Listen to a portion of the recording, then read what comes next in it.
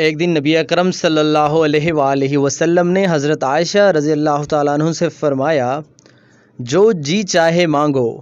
تو حضرت عائشہ رضی اللہ تعالیٰ عنہ نے عرض کیا، وہ راز بتائیے جس سے تمام گناہ معاف ہو جائیں۔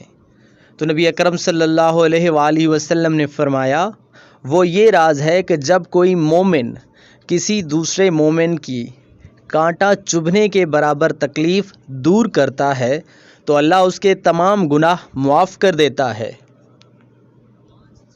اور جنت میں اس کو اعلیٰ درجہ ملے گا۔ جب صحابہ کرام کو یہ معلوم ہوا تو وہ بے حد خوش ہوئے، لیکن حضرت ابو بکر نے رونا شروع کر دیا۔ صحابہ رضی اللہ تعالیٰ عنہم کو تعجب ہوا، انہوں نے پوچھا، آپ کیوں روتے ہیں؟ تو حضرت ابو بکر صدیق رضی اللہ تعالیٰ عنہ نے جواب دیا، میں اس لیے روتا ہوں کہ جب دوسروں کا دکھ درد دور کرنا گناہوں کی معافی اور جنتی ہونے کا ذریعہ بن سکتا ہے تو ان لوگوں کا کیا حشر ہوگا جو دوسروں کو دکھ پہنچاتے ہیں۔